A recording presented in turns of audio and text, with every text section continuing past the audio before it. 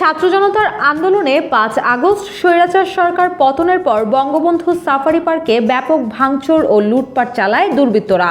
এরপর থেকে বন্ধ হয়ে যায় পার্কটি।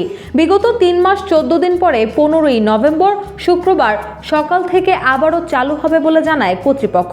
তারা আরও জানায়, ভাঙচুরে ক্ষয়ক্ষতির পরিমাণ প্রায় ২.৫ কোটি টাকা। দীর্ঘ ৩ মাস বন্ধ থাকায় প্রায় ১.৫ কোটি টাকার রাজস্ব বঞ্চিত হয়েছে সরকার। পার্কের ভিতরে গিয়ে দেখা যায় পরিষ্কার পরিচ্ছন্নতার পাশাপাশি সকল ধরনের ধ্বংসাবশেষের মেরামতের কাজ চলমান রয়েছে। বিভিন্ন প্রকার পশু পাখির খাঁচার অভ্যন্তরীণ পরিষ্কার পরিচ্ছন্নতা করা হচ্ছে। পার্কের মূল ফটকের সামনে গিয়ে দেখা যায় পার্কের উদ্দেশ্যে আসছেন দর্শনার্থীরা। তবে বন্ধ থাকায় হতাশ হয়েই ফিরে যেতে হচ্ছে দর্শনার্থীদের। বিশ্বমানের ভিআরএম প্রযুক্তিতে তৈরি দেশের সেরা থার্মিক্স রড RICL TMX। এদিকে দর্শনার্থীরা জানান, পার্কটি ৩ মাস বন্ধ থাকায় অনেকে ঘুরতে এসে ফিরে গেছে। তবে শুক্রবার থেকে যদি পার্ক খোলা হয়, জনসাধারণ ও দর্শনার্থীদের জন্য অনেক ভালো হবে। সাফারি পার্ক বর্তমান ৩ মাস যাবৎ বন্ধ আছে। ছাত্র আন্দোলনের পর থেকেই বন্ধ।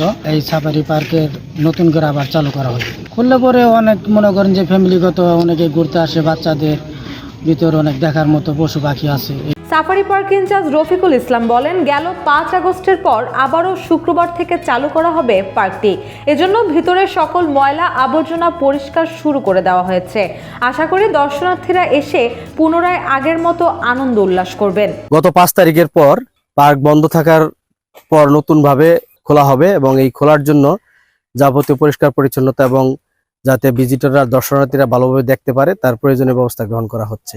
৫ তারিখের ঘটনায় আনুমানিক ক্ষয়ক্ষতি প্রায় ২.৫ কোটি টাকার মতো আমাদের সাফারি পার্কের বিভিন্ন স্থাপনা, তারপর অন্যান্য বেষ্টনী এগুলো ক্ষয়ক্ষতি হয়েছে এবং সেটা রিকভারি করার জন্য সরকার এখন নতুনভাবে এটা করার জন্য উদ্যোগ গ্রহণ করেছে এবং পর্যায়ক্রমে সেটা করা হবে।